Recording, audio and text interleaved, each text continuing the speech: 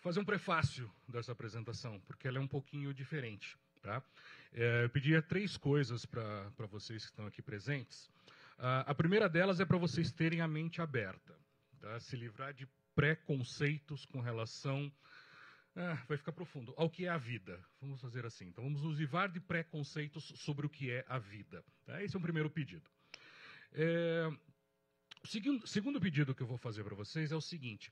Geralmente, aqui na Social Media Week, a gente acaba vendo apresentações que elas acabam abordando três temáticas, vamos dizer assim, ou 3 formas de se abordar.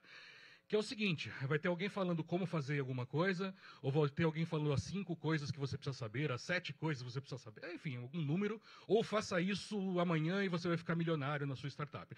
Então, assim, a maioria das apresentações, elas acabam indo nessa linha, e essa aqui, ela é completamente diferente. Tá? Então, a gente não é uma apresentação que você vai sair daqui fazendo alguma coisa na sua agência para ficar milionário. Claro que muito do que a gente vai conversar aqui, ele tem aplicações específicas e imediatas, principalmente na área de design industrial, na área de design de interface. Mas a minha abordagem, o que eu gosto de colocar aqui, é uma discussão que vai ser, vamos dizer assim, mais filosófica do que aplicada neste momento. Tá? E a terceira coisa que eu queria conversar com vocês é o seguinte. Bom, esse aqui sou eu, esse é o prefácio, esse sou eu. Terceira coisa que eu queria chegar com vocês é o seguinte. São 9 horas da manhã de uma... Hoje é terça-feira, e vocês estão aqui. Então, isso significa que ou vocês estavam passando aqui na frente, acharam legal e entraram no auditório porque é maior, ou vocês têm algum interesse específico nesse assunto que eu vou falar hoje. Então, eu queria entender... não vamos fazer uma dinâmica de RH aqui, não é o objetivo, mas eu queria entender um pouquinho quem é que está aqui e por que que vocês estão aqui. Tá? Esse tema que eu vou trazer hoje, empatia por seres artificiais, pode ser um pouco viajante, esse tema é o meu projeto de doutorado lá na GV. E eu vou apresentar algumas coisas que eu já tenho levantadas ao longo da tese, desenvolvimento da tese, e algumas discussões que eu queria, na verdade, ouvir de vocês para, de repente, abrir novos caminhos de pensamento. Quem quer falar aqui? Quem são vocês? Vocês estão aqui. Sério, pensei que está só eu aqui falando com, sei lá, robozinho. Alguém trabalha aqui com seres artificiais, robótica, software, inteligência artificial? Alguém é psicólogo aqui? Vocês estão perdidos, né? Tá passando aqui na frente, pô, deve ser legal pra caramba esse negócio. Bom, vamos lá, esse aí sou eu. Eu fiz um monte de coisa na minha vida, mas eu tenho 3 informações relevantes sobre a minha pessoa e algumas delas vão balizar aqui a nossa apresentação. Primeira informação, não tão relevante, eu sou de Sorocaba. Alguém conhece Sorocaba? Então, conhece Sorocaba? Quando você pensa em Sorocaba, você lembra do quê? Só foi uma... Então, sempre que alguém vai para Sorocaba, a pessoa fala, tem que ir para Sorocaba, tem que comer a coxinha de frango catupiry da Real. Né? Enfim. Aí você pensa, uma cidade cujo principal atrativo é uma coxinha, não deve ter muita coisa. Então, eu sou de lá, mas eu já estou aqui em São Paulo, em outros lugares há muitos anos. Eu falo de Sorocaba só porque eu não gosto do lugar. Mas, enfim, outra informação relevante, eu tenho DDA, o que me obriga a falar copiosamente, eu falo muito e, por favor, qualquer coisa me interrompam. Levanta a mão, remessa alguma coisa fofinha em mim, a gente para e fica conversando. Não gosto de fazer palestra, eu falo e os outros escutam, não acho isso legal. Eu prefiro que seja um bate-papo. E a terceira informação relevante sobre mim, essa sim bastante relevante, é que eu gosto de pugs. Tá? Sabe pug, aquele cachorrinho amassadinho, feinho, bonitinho? Você está brincando, quem que era? Você lembra o nome dele? Eu sigo todos. Essa minha... Oi? Isso eu não conheço. Pug ciclistas. Eu vou seguir o Napoleão. Não conheço o Napoleão, eu vou seguir. Eu gosto muito de pugs, e essa é uma informação bastante relevante. Eu queria apresentar para vocês os amores da minha vida. Tá? A Açúcar, que está aqui à esquerda, que é a vira-latinha, e essa é a Maia, que é a minha cachorrinha, que essa semana está passando, enfim, a semana com a minha ex-sogra para eu poder dar palestra, dar aula, essas coisas. Não é bonitinho? Vamos olhar um pouquinho esse vídeo da Maia sendo acariciada ou brincando com o Garra. Este é a Garra, que eu brinco com ela. Não é fofinha? Alguém tem cachorro aqui? Alguém? Conheço o Napoleão. Conheço ele, sim. Quem tem cachorro? Tem cachorro? Você gosta? Que cachorro que você tem? Que marca é? Não... Vira-latinha? Você gosta dele? Quem mais tem bichinho que é o gatinho? Você tem o quê? Nossa senhora, desculpa aí. Você gosta dele também? Muito. Quem mais tem bichinho? Você tem bichinho que você tem? Um Lhasa. Oi? Tobias. Isso é interessante, né? Essa era a brincadeira que eu estava fazendo de pegar o nariz dela. Por que isso é relevante para a nossa discussão aqui? Porque quando a gente olha isso, ou quando vocês lembram do bichinho de vocês, ou, enfim, bichinho pelo qual vocês têm afeição, fica uma pergunta que é o seguinte: o que você sente? Meu amigo aqui, qual é o seu nome, desculpa? Edivan falou que ama o seu... Qual o nome do seu bichinho? O Max. Você, o seu Rottweiler, qual o nome dele? Duque. O Duque. Você ama o Duque. O que mais vocês sentem quando vocês veem uma imagem dessa ou quando vocês pensam no bichinho de vocês? Sem medo de ser feliz, vai. O que você sente? Dever de proteger, bacana. Isso é bacana. O que mais? Quem pode colaborar? O que você sente quando você pensa no Duque, né? Alegria. Você tem bichinho, meu amigo? Que bichinho que é? Cachorro também? Qual o nome? Dobby. O que você sente quando você pensa no Dobby? Carinho. Por que você sente isso? Por quê? Eu já falei, para a gente abrir a mente, né? Hoje é uma discussão filosófica. Quem não tomou um uísque na entrada vai ter que tomar na saída, porque hoje é... Por que você sente isso? Por que você sente isso? Esse dever de proteger. É uma ligação que você tem. Desenvolva. No Tobias eu tenho ele desde pequenininho, desde 45 dias. Então, você vai brincando com ele, você vai adquirindo carinho. E é aquilo, eu não consigo imaginar mais minha vida sem o Tobias. Interessante. Eu com a Maia e com a Açúcar, a mesma coisa. Você com o Duque?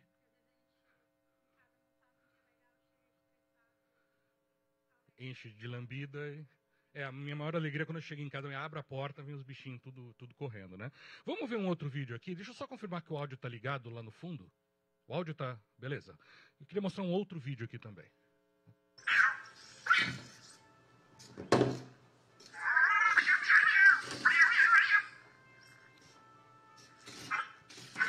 Esse é o Cosmo.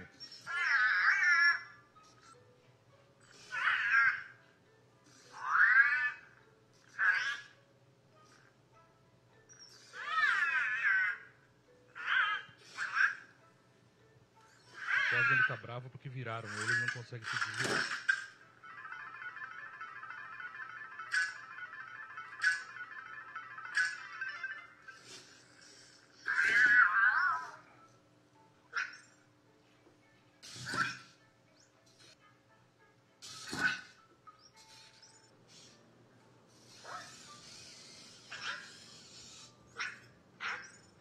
Deixa eu mostrar um outro aqui pra vocês. Esse não tem áudio. Esse é um animatronic na Disney, feito no Disney Labs. O texto é só zoeira, né?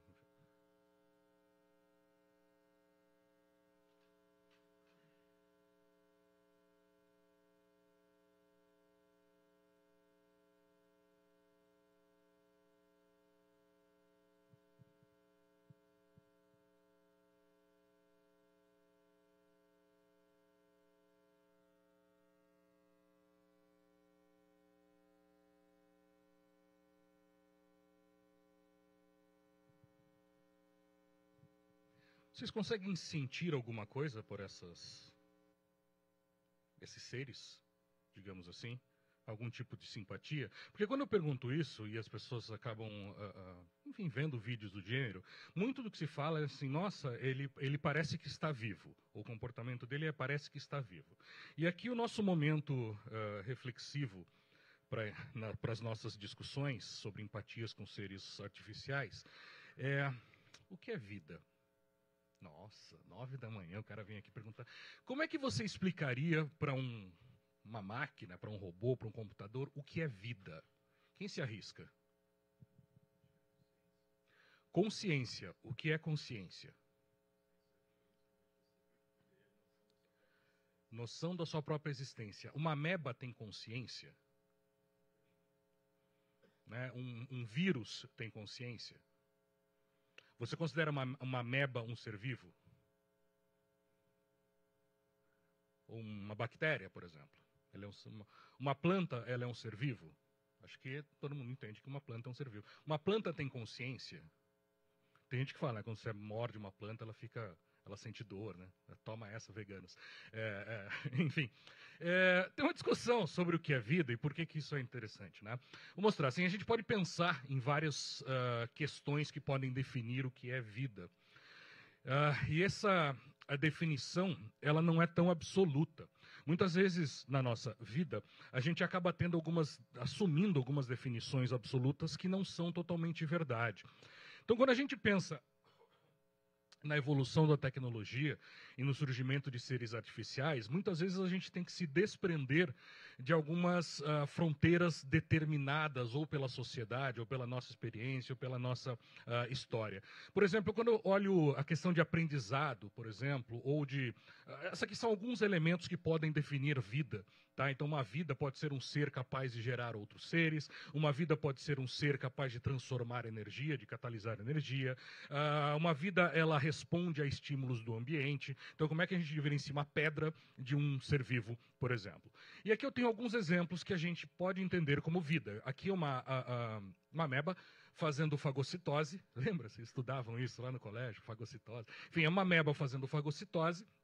E uma outra questão interessante quando a gente pensa em vida, pode estar ligado ou não à consciência, é o conceito de inteligência. Como é que vocês definem inteligência? Porque hoje se fala muito de inteligência artificial. Né? Inteligência artificial é a nova paleta mexicana. Qualquer lugar tem inteligência artificial. Né? Qualquer esquina, qualquer briefing, fala, aqui está a nossa inteligência artificial, Virou modinha fazer inteligência artificial. O que é inteligência? O que é inteligência? Isso.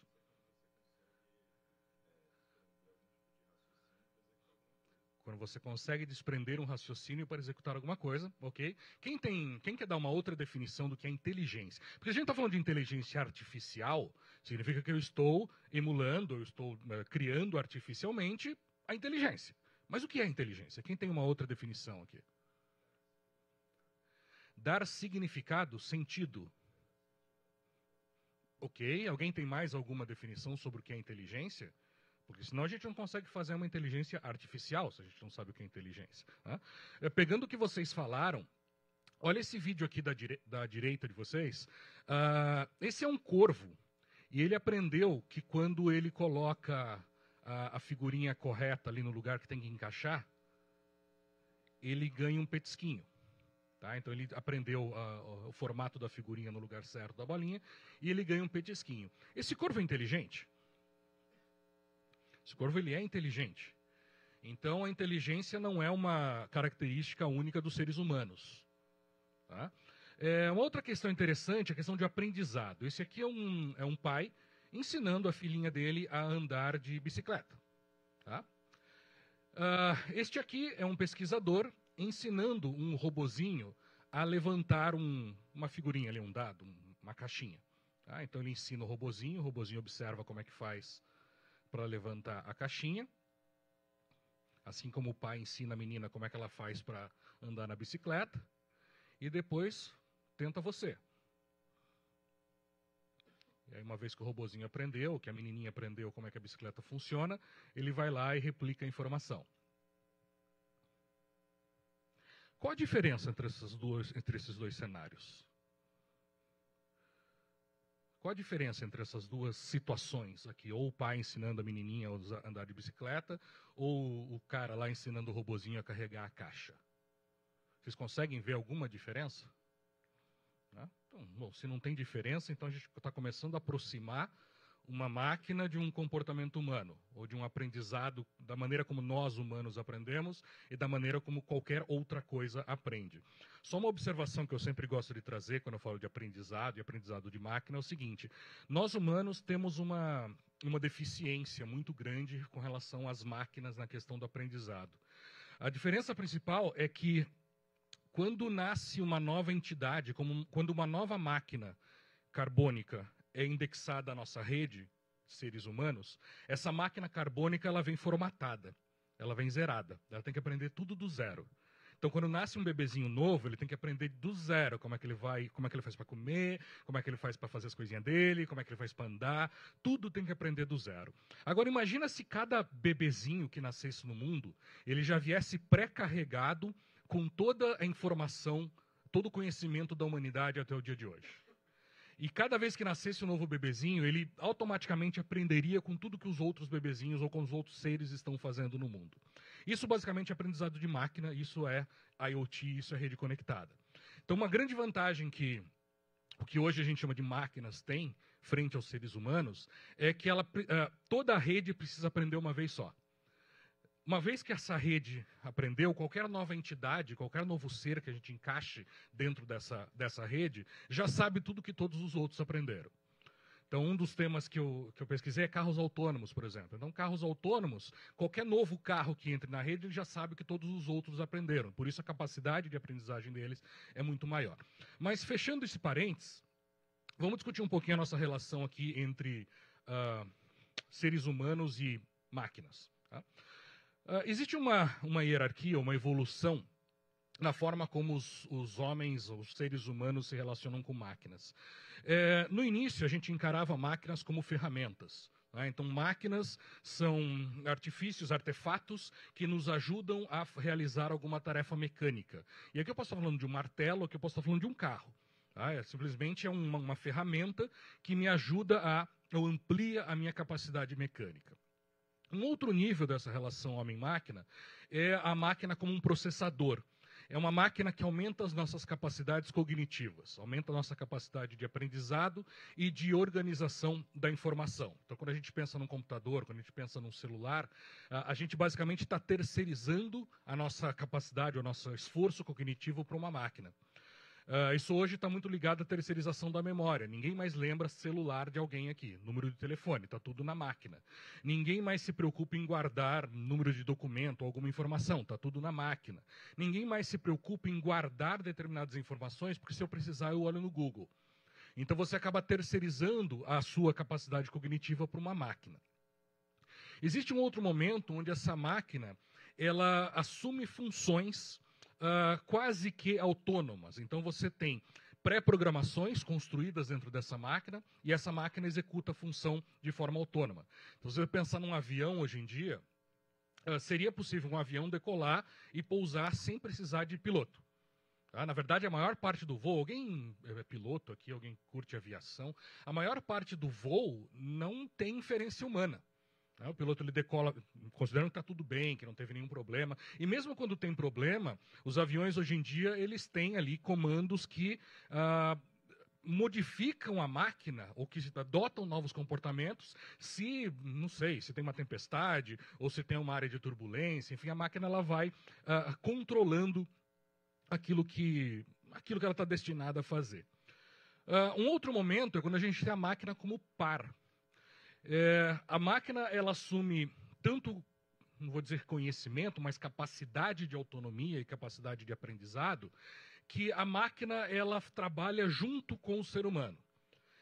Quando a gente fala de inteligência artificial, quando a gente fala de IoT, não IoT de conexão, não simplesmente coisas conectadas, mas coisas inteligentes. Tá? Ou a gente já começou a discutir o que era inteligência aqui.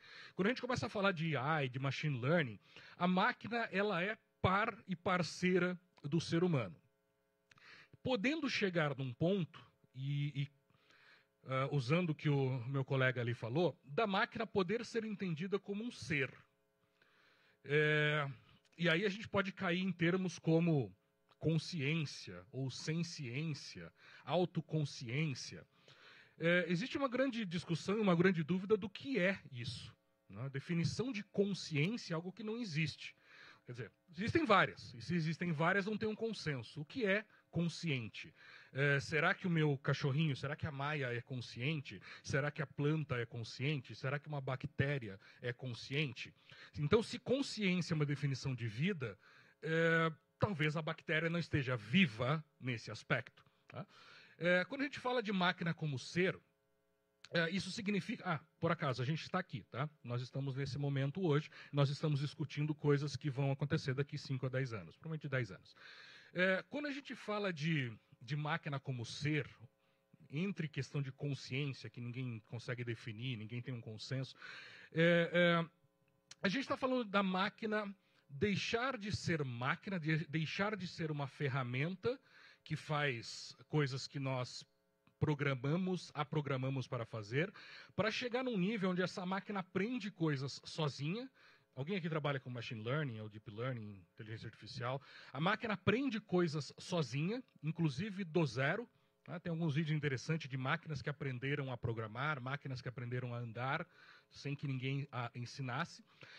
E a máquina ela começa a ter flexibilidade com relação ao seu comportamento. Uma das coisas que nós assumimos por máquinas, ou olhando máquinas, é que elas são previsíveis. Então, o comportamento delas seria previsível. Isso é uma diferença com relação aos outros seres. Então, os outros seres vivos, eles são imprevisíveis. E essa imprevisibilidade é uma das questões que nos faz considerar esses seres como vivos. Então, você não sabe se o seu cachorro está feliz ou triste, você não sabe se ele vai para lá ou vai para cá. Ele toma decisões aleatoriamente e você vai se adequando com relação a essas decisões. Para a gente falar de máquinas como seres e essa empatia, eu falei que é bem filosófico o negócio aqui, e essa empatia que a gente desenvolve, é interessante a gente olhar isto aqui. Isto aqui é chamado Árvore da Vida. Tá? Ele mostra as ramificações das espécies que existiram e ou existem no mundo desde que começaram a surgir alguns milhões ou bilhões de anos atrás. Inclusive, as 5 extinções em massa que nós tivemos no planeta, elas estão marcadas aqui, mostrando quais foram as espécies que foram extintas nessas 5 ocorrências de extinção em massa. Só por curiosidade, você está aqui, tá? Então, imagino que todos dessa sala estejam aqui. Quando a gente olha isto aqui, essa perspectiva, um dos objetivos desse tipo de perspectiva é a gente quebrar um pouquinho uma visão antropocêntrica, de achar que o ser humano é super especial, que ele é a essência da evolução e que todo o resto do mundo existe para atender ao ser humano. Tirar um pouco essa ideia de que o ser humano ele é um ser perfeito que está no centro de todo o universo. E, ao mesmo tempo, entender que existem variações do que a gente pode chamar de vida, ou do que a gente pode chamar de espécie, ou do que a gente pode chamar de ser.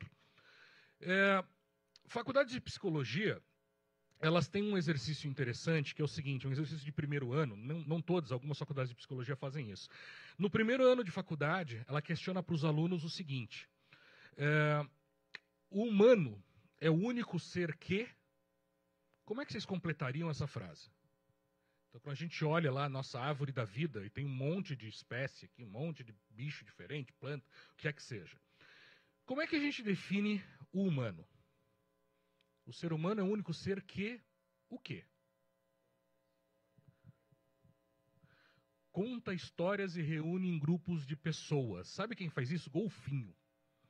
Golfinho conta história e reúne em grupo de pessoas. Sabe quem faz isso também? Formiga. Formiga, ela conta a história através da dança que ela faz e de algumas substâncias que ela secreta. Ela conta a história para as outras formigas e ela se reúne em grupo. Outra espécie que faz isso são abelhas. Abelhas também contam histórias e se reúnem em grupo. Então vamos para... Minha intenção é provocar mesmo. Tá? Que mais? O ser humano é o único que cria. O que é criar?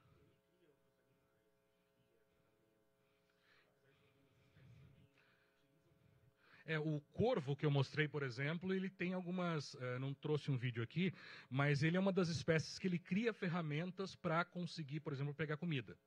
Tá? Se a gente for pensar em criar como criatividade artística... Em que sentido? Ele fez o quê? Ele domesticou animais. Os tubarões domesticaram uma espécie de peixe que ajuda a limpar os dentes deles. As aranhas, tem um tipo de aranha que ela domesticou um sapo, porque o sapo livra a teia de aranha de insetos menores. E aí a aranha pode atacar só insetos maiores. Então, domesticação é algo que outros animais ou outros seres também fazem. Quem quer tentar complementar? O humano é o único ser que sabe que vai morrer. Mas a gente pensa, você já viu, por exemplo, os leões, os elefantes, quando eles estão doentes ou quando eles estão velhos demais na manada, eles vão ficando para trás na manada.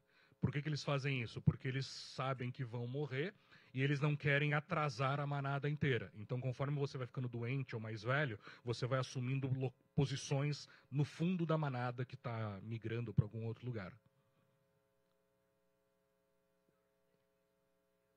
Oi? O único ser que acredita em Deus. Qual Deus? Porque existem hoje cerca de 5.200 deuses no mundo. Tá? E os chimpanzés também eles podem adorar fenômenos, porque são fenômenos. Então, quando cai um raio, quando ninguém sabia o que era um raio, chamavam de Deus, Thor, tá? Ou alguma outra coisa. Conforme eles vão aprendendo que a Lua, que um eclipse não é uma intervenção divina, nada mais é do que uma pedra passando na frente de uma estrela, o Deus Lua some, ou o Deus que come a Lua, que come o Sol, ele some. Então é um conceito transitivo. Né? Se o mundo acabar, uma explosão atômica e surgir uma nova espécie de baratas superdotadas, de repente elas não vão ter o mesmo Deus. Aliás, certamente elas não vão ter um mesmo conceito de Deus. Talvez nem tenham. Que mais?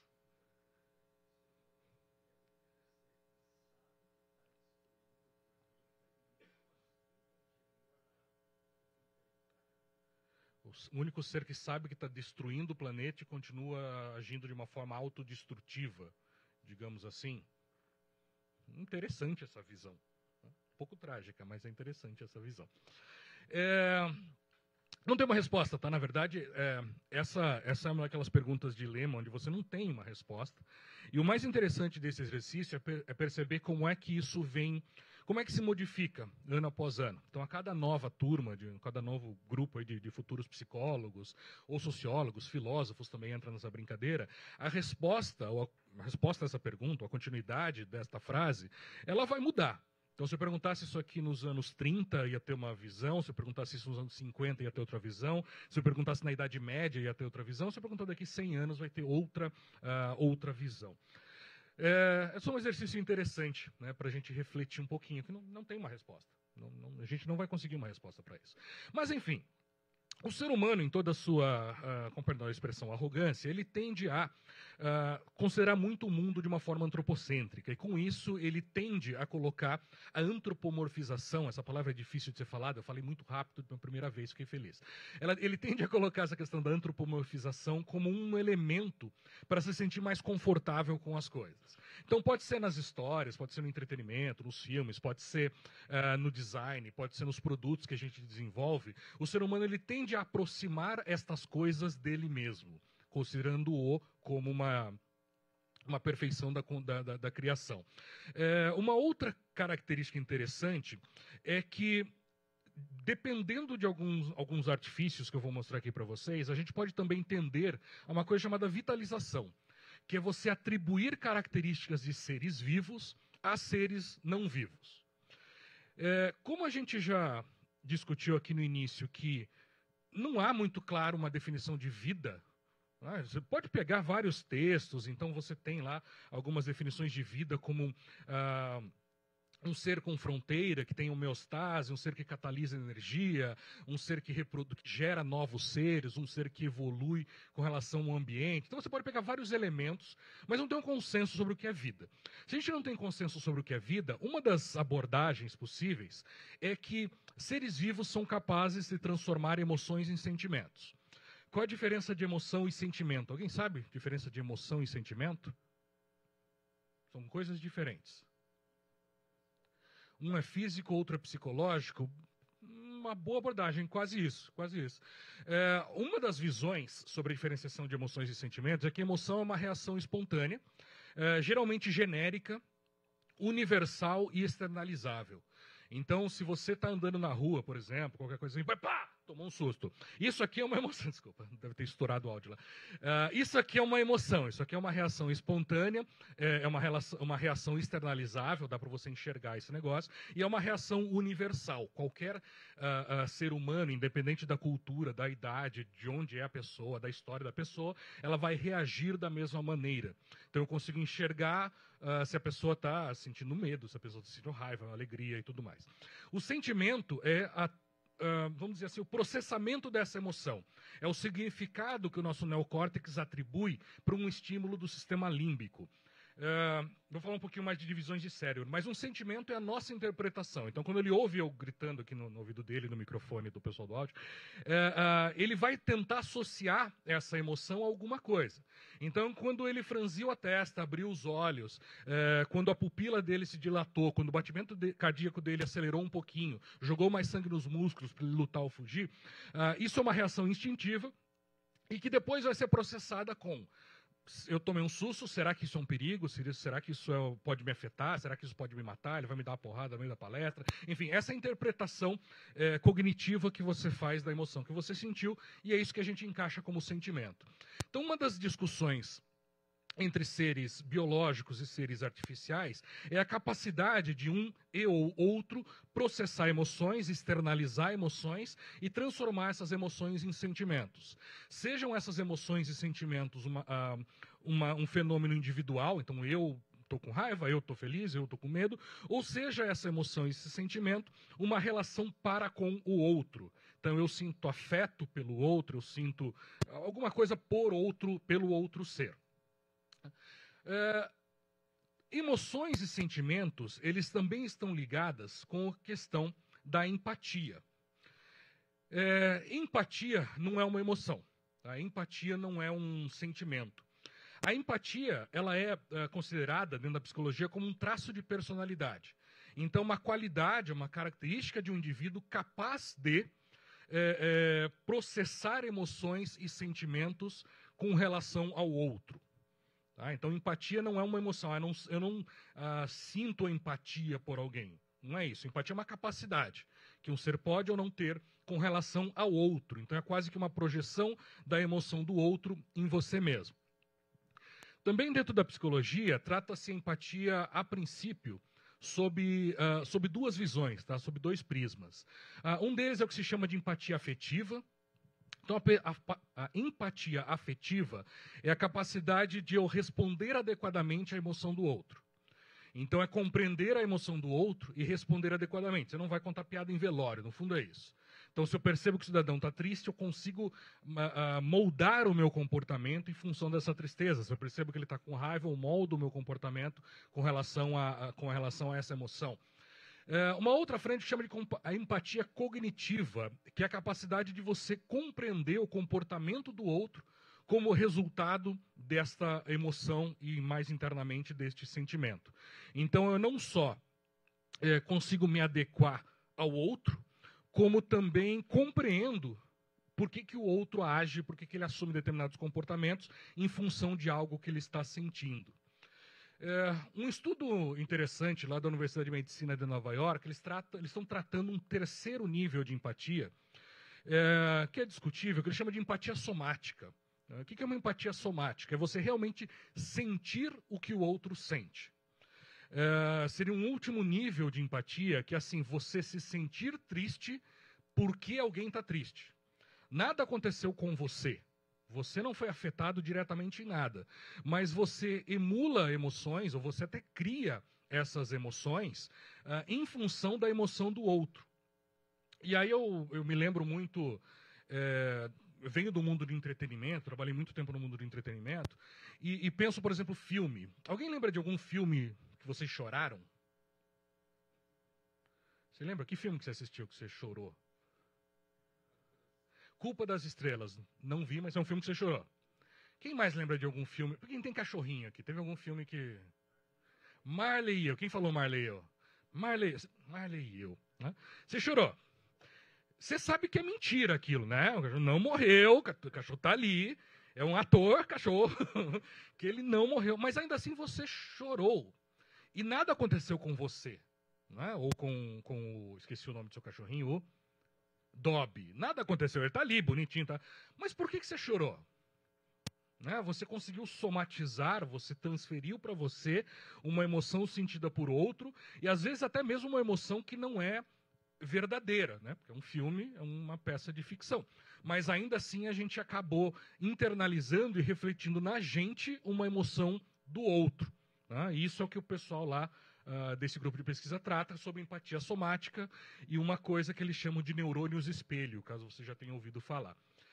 Ligado, e agora caindo um pouquinho no nosso mundinho aqui, ligado a parte de máquinas ou seres artificiais, teve uma pesquisa muito interessante feita na Alemanha, e ela acabou se tornando bastante popular, bastante famosa, inclusive fora do mundo científico, que é... Bom, é isso aqui, eu vou mostrar um vídeo para vocês. É só aumentar o áudio um pouquinho, que eu acho que ele está baixo, tá?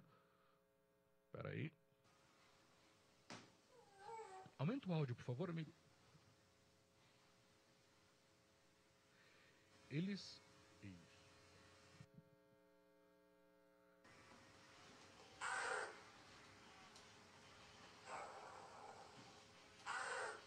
Esse vídeo ele foi mostrado para alguns participantes da pesquisa, onde você tinha então um pesquisador torturando um dinossaurinho robozinho.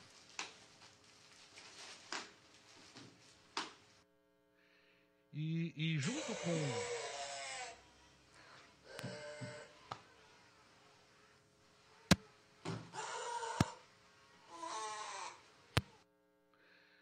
e junto com esse vídeo, além desse vídeo, também eram apresentados vídeos de pesquisadores torturando ou fingindo torturar pessoas. Então, aparecia um homem batendo numa mulher, aparecia uma criança apanhando, era obviamente... era falso, né? Quer dizer, era só atores fazendo, mas enfim, era só para mostrar.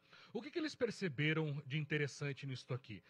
Eles fizeram essa exibição desses vídeos e desse conteúdo enquanto os participantes estavam ligados a uma máquina de um fMRI.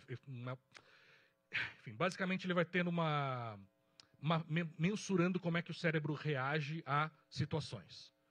Tá? O que eles perceberam é que o cérebro ele reagia, a parte do sistema límbico que está aqui no meio do cérebro, pensa o cérebro como uma cebola. Tá? Uma das teorias mais usadas é que o cérebro tem 3 áreas ou 3 camadas principais. Uma camada básica que se chama cérebro reptiliano, responsável pelo instinto, por essas reações de luta ou fuga. Então, quando ele se assusta, é uma reação instintiva, ele não está pensando sobre o que está acontecendo, ele simplesmente adota esse comportamento instintivo. Uma segunda camada, que eu chamo de sistema límbico, que é o cérebro dos mamíferos superiores, que está ligado principalmente a processamento de emoções. Tá? Não é que está tudo aqui, né? As coisas vão andando no cérebro, mas a maior parte do processamento acontece aqui. E o neocórtex, e as suas 5 partes do neocórtex, que é a parte de interpretação do mundo. Quando eles fizeram essa ressonância magnética funcional, eles perceberam que o cérebro, mesmo nessas situações onde você torturava um robô, ou torturava um bicho de pelúcia, fizeram também com um ursinho de pelúcia, o cérebro humano ele respondia exatamente da mesma forma que ele responde quando as pessoas viam uma pessoa sendo torturada, ou sendo, enfim, fazendo alguma coisa com ela. Exatamente a mesma reação. Ou seja, não tem uma diferenciação na forma como, empaticamente, a gente reage a uma situação com um ser humano, com um animal físico, com um animal de células, ou com um animal artificial. Então, essa é a base da minha pesquisa, sobre a qual eu quero discutir o seguinte. Um dos caminhos possíveis é que é uma busca dos seres por uma relação interespecífica harmônica. Ou seja, a maioria dos seres do mundo, tá, eles buscam estabelecer relações harmônicas com outros seres. Que são relações harmônicas? São relações onde ou todo mundo vai se dar bem, ou pelo menos uma das espécies se dá bem, a outra não se prejudica. A relação, por exemplo, do peixe-palhaço com as anêmonas, onde um ajuda o outro. Né? Ou relações de protocooperação, relações de comensalismo. Então, os seres eles tentam se ajudar. Os seres eles tentam usar, no bom sentido, um ao outro, para que seja melhor para todo mundo, ou pelo menos melhor para ele. Para que isso seja possível, é necessário estabelecer muito rapidamente uma interpretação de amigo ou inimigo. Então, todos os seres hoje, eles têm ou uma relação de cooperação ou de competição. Tá? Ou eu coopero com algum outro ser para a gente se dar melhor, para ser melhor a nossa vida, ou eu estou competindo. A gente pensar em cadeia alimentar é totalmente uma competição. Né? Pensar nos bichos na floresta ou no oceano é um comendo o outro, no sentido literal da palavra, para sobreviver. Não tem nada de especial em nenhum ser. Para a gente estabelecer a questão de amigo ou inimigo, a gente pode contar com elementos de forma ou comportamento. Então, forma é tudo aquilo que eu observo, incluindo o cheiro, incluindo o som. Tá? Então, forma é tudo aquilo que eu observo. E comportamento é como é que aquela outra coisa age.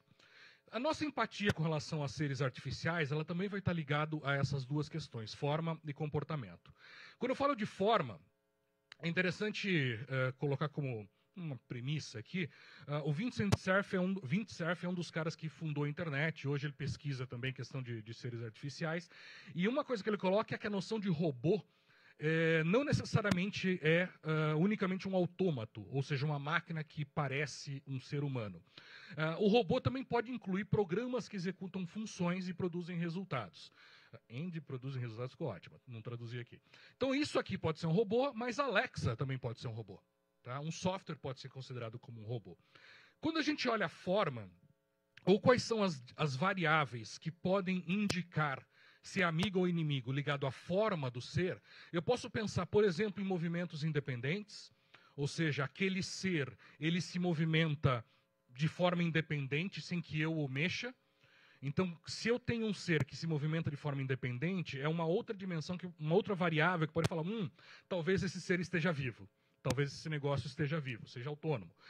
Fixação de olhar, quando você tem algum ponto de foco, tá? Para saber, ali é a cara, ali começa o ser, ali termina o ser.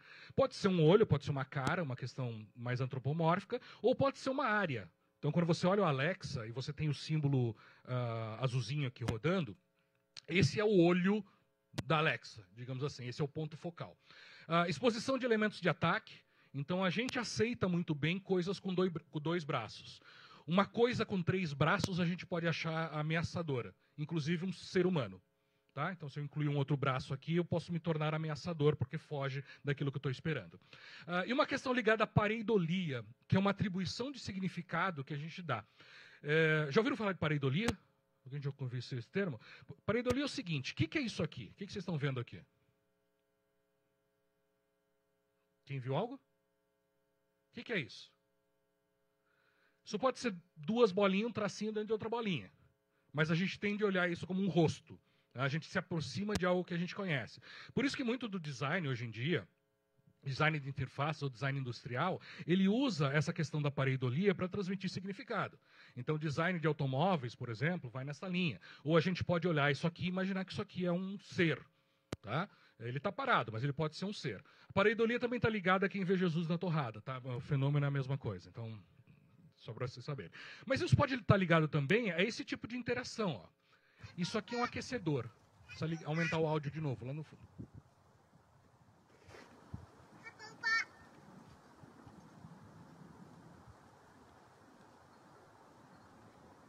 Isso é um aquecedor de água que foi jogado fora. E a Reina, acho que ela tem 4 anos, não sei. Ela olhou, ela ama o robô. Ela ama o robô. É uma situação interessante, né? Então, a questão de forma, ela contribui para a nossa percepção sobre alguma coisa ser um ser ou não. A gente fugiu dessa questão de estar vivo ou não. A gente falou de ser um ser. Claro que não é exatamente imitar um humano, na verdade, não necessariamente. Existe um conceito que eu vou passar muito brevemente chamado Uncanny Valley, ou Vale da Estranheza, de um pesquisador japonês, o Masahiro Mori, que ele fala o seguinte... Se a gente tentar emular um ser humano, mas não for exatamente igual a um ser humano, isso cria um vale da estranheza. Então é melhor eu deixar claro que é artificial do que tentar gerar um ser humano. Basicamente é quando a gente olha as coisas assim e nos dão incômodo. Tá? Essas coisas dão incômodo, porque elas caem no vale da estranheza. Isso é uma animação e um robô. Tá? Elas caem no vale da estranheza. Então, não necessariamente um ser artificial, ele precisa ser igual ao ser humano. Às vezes é até melhor que não seja, que ele seja claramente um robô humanoide, um animalzinho, alguma outra coisa que não seja a similaridade do ser humano. A outra abordagem é a abordagem de comportamento. O que entra nessa abordagem de comportamento? Reação a estímulos. Então, se algo, uma coisa, ela reage a um estímulo, isso aumenta uma percepção de que aquela coisa é um ser. Tá? Então, eu bato e a coisa se afasta, eu grito e a coisa faz alguma coisa. Tá? Eu falo alto e a interface se mexe. Sei lá, o reação a estímulos é uma coisa que colabora para você entender aquilo como um ser. A expressão de emoções e sentimentos. Por que eu coloco expressão? Porque uma coisa é você sentir. Né? E você sentir é difícil a gente entender o que você está sentindo, ou a emoção que você está sentindo. Será que meu cachorro está feliz? Será que ele tem consciência de que ele está feliz? Ou será que uma planta fica triste? Uma outra coisa é como é que ele se expressa. Então, quando a gente olha um cachorrinho com aquela carinha de dó, o cachorrinho, às vezes, ele não sabe que tipo de emoção ele está transmitindo. Ele simplesmente sabe que se ele baixar o olhinho, você vai dar comida para ele. Tá? Então, ele acaba adotando aquele comportamento mais baseado em recompensa do que se ele está triste. Nossa, meu cachorro está triste. Não sei. Você chegou pro cachorro, ele fez terapia com o cachorro, levou pro psicólogo, você não sabe. Né? Então, assim, o que ele tem é uma expressão de emoção. Você acha que ele está bravo, você acha que ele está triste, baseado em como você interpreta as feições dele.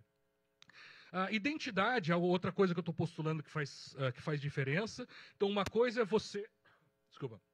Uma coisa é você ter a Alexa, ela tem um nome, ela tem uma identidade. E a outra coisa é você ter um Google Home genérico. E o que eu estou postulando é que você ter uma identidade, ele contribui nessa percepção de ser. Tem uma frase que se você se dá um nome, se você dá um nome para alguma coisa, você se afeiçoa.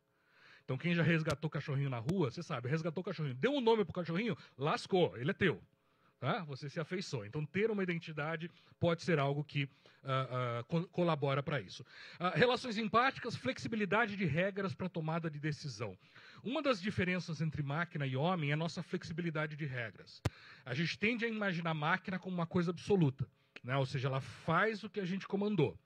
Agora, vamos imaginar que uma máquina está controlando a entrada de um hospital e eu descobri que, sei lá, meu pai teve um ataque cardíaco, está lá à beira da morte, só que o horário de visita é até às 9. Eu chego às 9h01.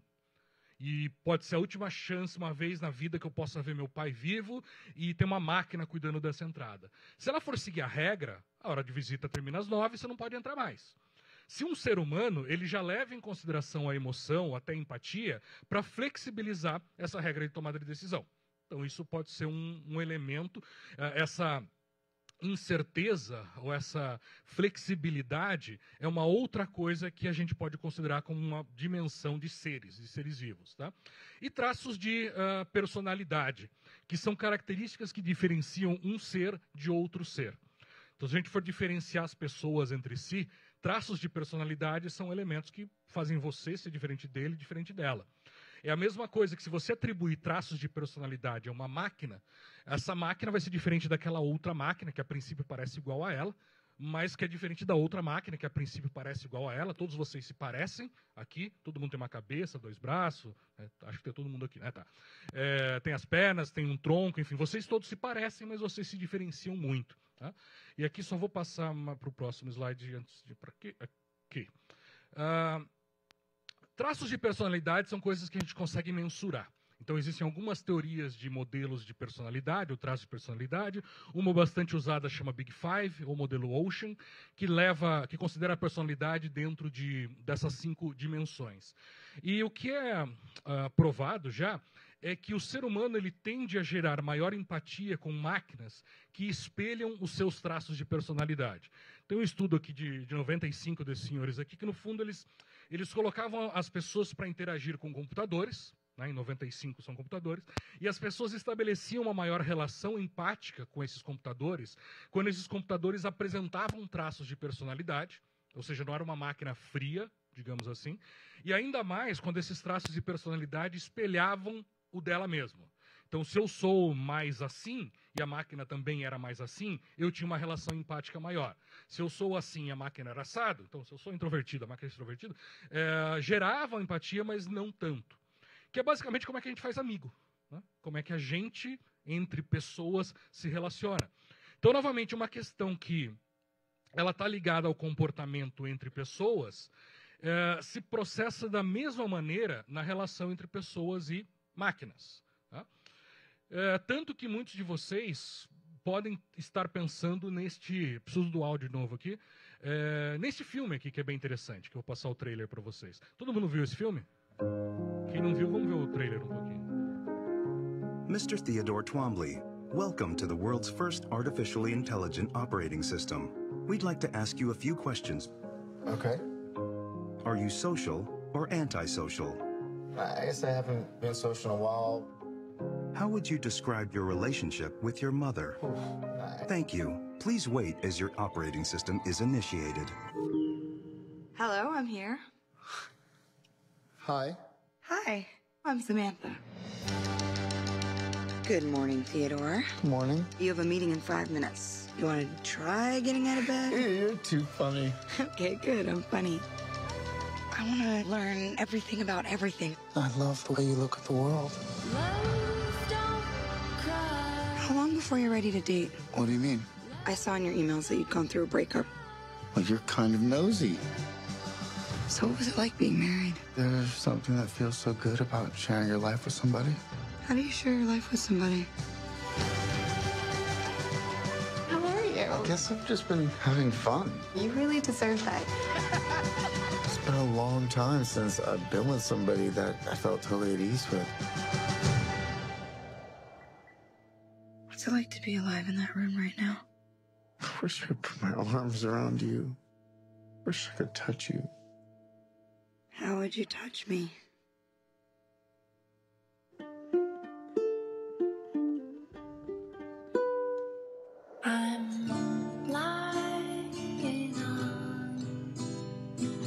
Falling in love is a crazy thing to do. It's kind of like a form of socially acceptable insanity.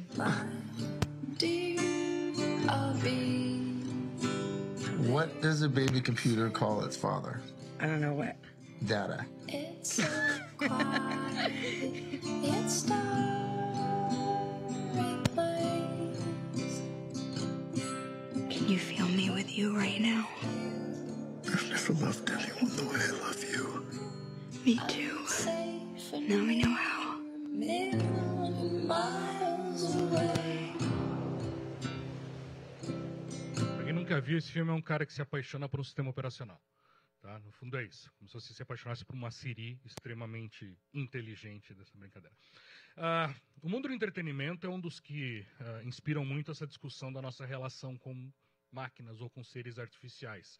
Seja de forma cooperativa, seja de forma competitiva, ele vem estimulando a nossa imaginação de como é que vão funcionar as coisas quando nós tivermos uma nova espécie, talvez, ou um novo ser que podemos ter criado, ou ele se criou sozinho, ele foi aprendendo e se desenvolveu num nível onde ele pode estar, de repente, funcionar como um par do ser humano.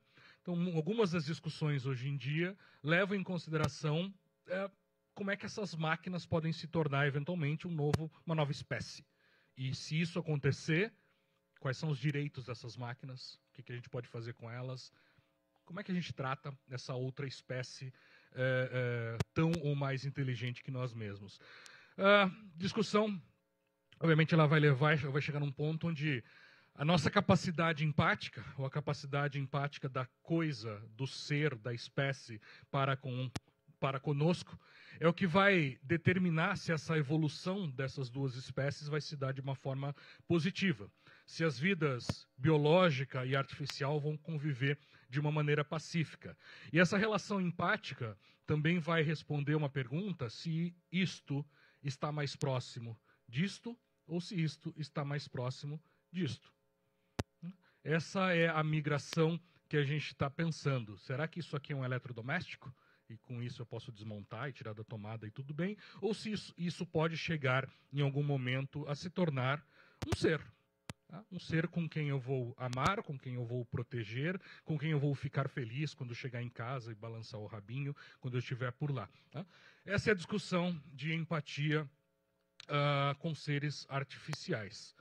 Espero que tenha aberto a mente de vocês aqui para algumas discussões. É isso que eu tinha para contar para vocês hoje. Quiserem perguntar alguma coisa, temos um tempinho ainda, 2 minutinhos. Quiserem bater papo, fica à vontade, gente. Certo? Beleza? Mudou aí algumas coisas na mente de vocês, espero. Então é isso, gente. Até a próxima vez. Qualquer coisa, meus contatos estão por aqui.